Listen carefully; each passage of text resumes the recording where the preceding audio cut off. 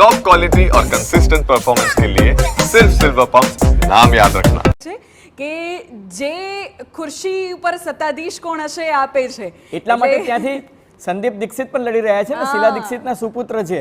હવે શીલા દીક્ષિતના સુપુત્ર છે એ આ ચૂંટણી લડી રહ્યા હોય તો એ કેટલા વોટ બગાડશે એ પણ અરવિંદ કેજરીવાલે નડી શકે છે. પણ હું શરૂઆતમાં જોતો હતો તો એને મળેલા મતોની ટકાવારી કેજરીવાલની સરખામણીમાં 12 થી 15% જ છે. જો હવે એ 20% ઉપર જાય તો કેજરીવાલને ચોક્કસ નુકસાન પહોંચે, કારણ કે સામે પ્રવેશસિંહ વર્મા જે છે સાહેબસિંહ વર્માના સુપુત્ર છે.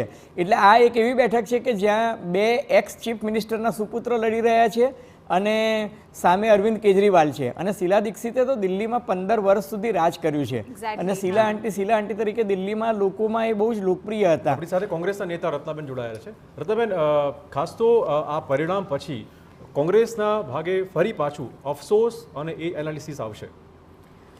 જ્યાં સુધી હું સમજુ છું કે આ કોંગ્રેસ માટે અફસોસની વાત નથી, કારણ કે અમારા લોકોનું વોટ શેર જ્યારે લોકસભામાં વધ્યું એ પહેલાં ફક્ત 4 કે 4% જ હતું, પછી લોકસભામાં 16 થી 17% વધી ગયું. તો એ તો અમારા માટે એક સારો જ સંકેત છે.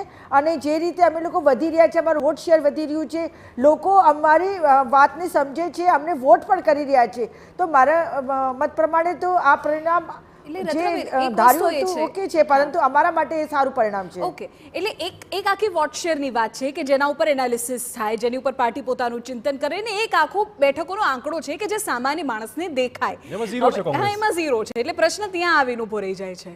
એ વાત સાચી છે કે હાલમાં જે કોંગ્રેસની સ્થિતિ છે દિલ્હીમાં એ એટલી સારી નથી, પરંતુ જે રીતે અમારા નેતાઓ ચાલી રહ્યા છે અને નેતાઓ પોતાની આવાજ મૂકી રહ્યા છે, પબ્લિક એમને સાંભળે છે, પબ્લિક એમને લાવવા માંગે છે. અને આ રાજકારણમાં જે જોડતોડની રાજકારણ હોય છે એના કારણે ઘણું તકલીફ પડી જાય છે.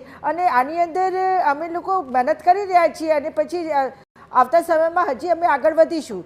આજની તારીખમાં ભલે અમે ક્યાંય નથી, પરંતુ આ તો શૂન્યમાંથી સર્જન થતું જ હોય છે ને બિલકુલ. રાજકારણ છે એટલે રાજકારણમાં તો થતું હોય છે. જોડતોડની વાત થઈ, પણ જોડાણ કરી લેવા જેવું હતું અથવા કેમ કે હવે પાછું ત્યાં વોટિંગ પર્સન્ટેજ પર આવીને ઉભું રહી જાય કે કોંગ્રેસના કેટલા વોટ પર્સન્ટેજ છે તો પછી ફાયદો થાય.